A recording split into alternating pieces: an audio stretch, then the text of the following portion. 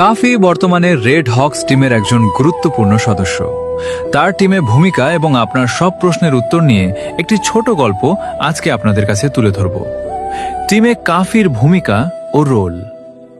কাফি red Hawks টিমের একজন allrounder এবং সাপোর্ট খেলোয়াড় হিসেবে পরিচিত। তার প্রধান দায়িত্ব হল টিমের অন্যান্য খেলোয়াড়দের যেমন ব্লেড বা Nejad, Kuddus flicker Rahat backup দেওয়া এবং কঠিন সময়ে ঠান্ডা মাথায় পরিস্থিতি সামাল দেওয়া। তাকে অনেক সময় টিমের সেভিয়ার বা ত্রাণকর্তাও বলা হয়, কারণ তিনি বিপদের মুহূর্তে টিমকে খাদের কিনারা থেকে বাঁচিয়ে আনেন। কাফি ও রেড হকস বাংলাদেশের গেমিং জগতের আকাশে তখন নতুন এক সূর্যের উদয় হচ্ছিল। সেই সূর্যের নাম কাফি কাশফি। 20 নভেম্বর 2023 সালে কাফি যখন রেড হকস RH কে যোগ দেন, তখন কেউ ভাবেনি এই ছেলেটি একদিন বাংলাদেশের স্পোর্টস ইতিহাস নতুন করে লিখবে। কাফি টিমে যোগ দেওয়ার পর থেকেই তার শান্ত স্বভাব এবং অসাধারণ গেম সেন্স দিয়ে সবার নজর কাড়েন। ব্লেড যখন ইন গেম লিডার IGL হিসেবে আক্রমণ করার ডাক দেন, তখন কাফি পেছন থেকে ঢাল হয়ে দাঁড়িয়ে থাকেন। টিমের দুঃসময়ে তার সাপোর্ট এবং ক্লাচ গেম প্লে বারবার প্রমাণ করেছে কেন তাকে টিমের অপরিহার্য অংশ মনে করা হয়। সফলতা আসতে খুব বেশি সময় লাগেনি। 2025 সাল ছিল কাফি এবং তার টিমের জন্য স্বর্ণালী সময়। একের পর এক টুর্নামেন্টে চ্যাম্পিয়ন হয়ে তারা হয়ে ওঠেন অপরাজেয়।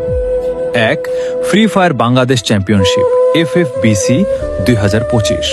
তারা চ্যাম্পিয়ন হয়ে প্রথম বাংলাদেশি টিম হিসেবে সৌদি আরবে স্পোর্টস ওয়ার্ল্ড কাপে খেলার যোগ্যতা অর্জন করেন। 2, FFWS বাংলাদেশ 2025। এই টুর্নামেন্টের ক্ল্যাশ স্কোয়াড এবং ব্যাটল রয়্যাল উভয় ফরম্যাটেই চ্যাম্পিয়ন হওয়ার গৌরব অর্জন করেন তারা। 3, লিডোমা এন্ডলেস সিরিজ 2025। দক্ষিণ এশিয়ার সেরা দলগুলোকে হারিয়ে তারা আন্তর্জাতিক মঞ্চে চ্যাম্পিয়ন হন। 4, এলিট চ্যাম্পিয়নশিপ ও গেটওয়ে 2025। এই টুর্নামেন্টগুলোতেও দাপুটে পারফরমেন্সের মাধ্যমে চ্যাম্পিয়ন ট্রফি নিজেদের ঘরে তোলেন। কাফির ব্যক্তিগত ক্যারিয়ারও ছিল ঈর্ষণীয়। লিকুইপিডিয়ার তথ্য মতে তিনি বিভিন্ন টুর্নামেন্ট থেকে প্রায় $8,899 আয় করেছেন, যা অনেক তরুণ খেলোয়াড়ের কাছেই অনুপ্রেরণা।